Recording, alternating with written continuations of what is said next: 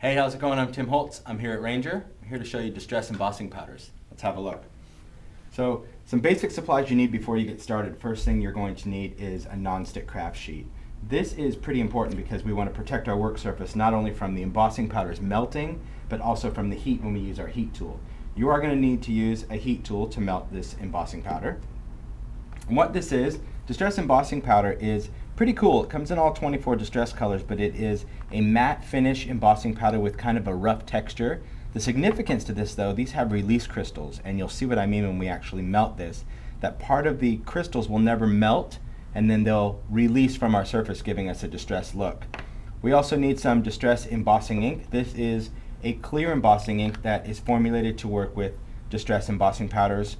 You'll need a rubber stamp, so let's get going. First thing I want to do, I'll take a stamp, and I'm going to take my ink, tap it on there, and you can see this ink is pretty shiny, so you'll know exactly where you're inking, and you make sure you have enough ink there. Then we're going to stamp it. Now you can stamp this on a tag or a card. Anything that's embossable will be fine. There you go. That's what happens when you don't clean your stamp. I'm good with that. All right, so I'm going to work on a piece of scrap paper. Now this ink will stay wet for quite a while. You probably have a good 5-minute open time to get your powders on there, so don't be rushed. One of the key things about using this powder though, before you apply it, unlike regular powders, you do need to shake the jar because we want to mix the release crystals within the powders.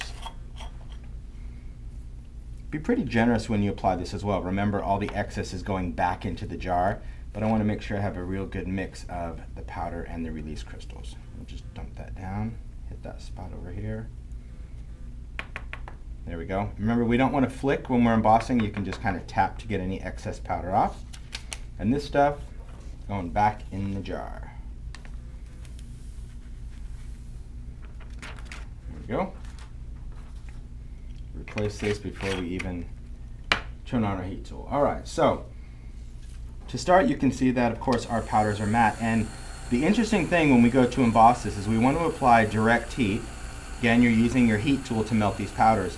But unlike regular embossing powder, these are never going to become shiny or glossy like we're used to seeing when we emboss.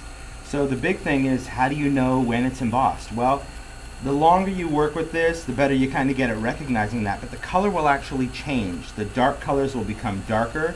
The light colors will become lighter. But the bright side of this whole thing is you cannot over emboss these powders. In other words, you can't heat them too much.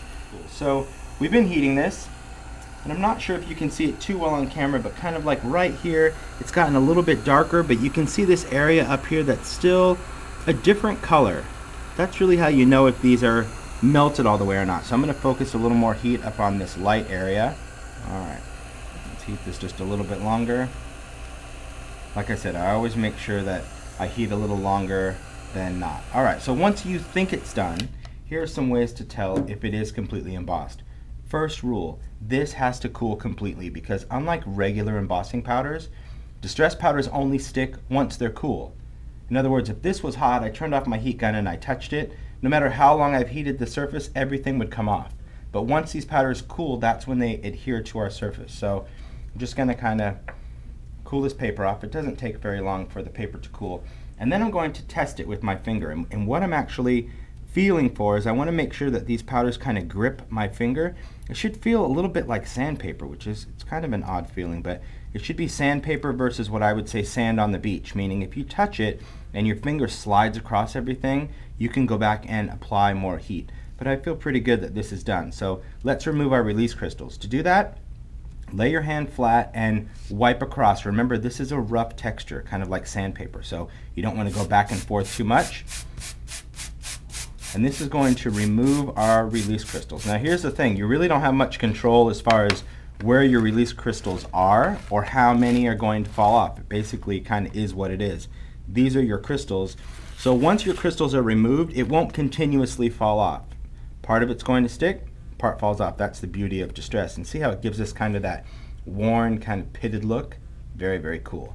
Now, these crystals, we do not save them. Throw them away, because if you put them back in the jar, you're going to mix up the ratio of crystals and you'll be left with just release crystals someday, and you won't have any embossing powder worth anything. So let's kind of swipe that off. What can we do to this? Well, I always believe adding a little ink. You know, if it's not worth inking, it's not worth doing. So we're going to take our ink blending tool, just some distress ink. We're going to tap the tool right on there, and remember again, we're working from our craft sheet. Always start the tool on your craft sheet. Slight circular motion and just start bringing some ink on there.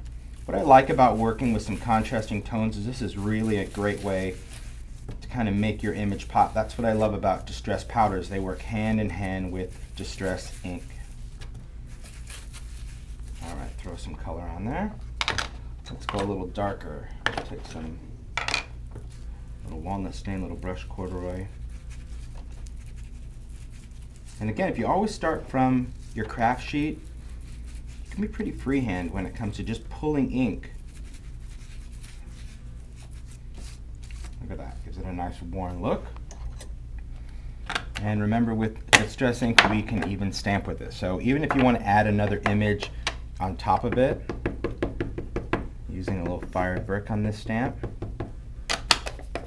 make sure we have that on there. We can take this and stamp it. Give it some good pressure, because remember, you're going over the texture right up the side. So there we have it. And what I really like about this, I know you can't feel through the computer screen, but the great thing is I don't know if you can hear that, it has this rough texture, very worn, very weathered, and very distressed. So one other variation I want to tell you about is you can see here where it's kind of clear, kind of shows the color of the paper. That's because we worked with a clear distress embossing ink. However, distress ink is also an embossing ink. So I could have technically stamped with fired brick, embossed with my vintage photo, and when I rub this off, instead of it being clear, it would have been red underneath. So you have unlimited color combinations to work with distress powder. The thing is, give yourself a chance to play with these. It may not work exactly what you think at first if you've never tried it out, but try it again. Take the time to heat it, cool it properly, and then of course explore the possibilities. Thanks for watching. Enjoy.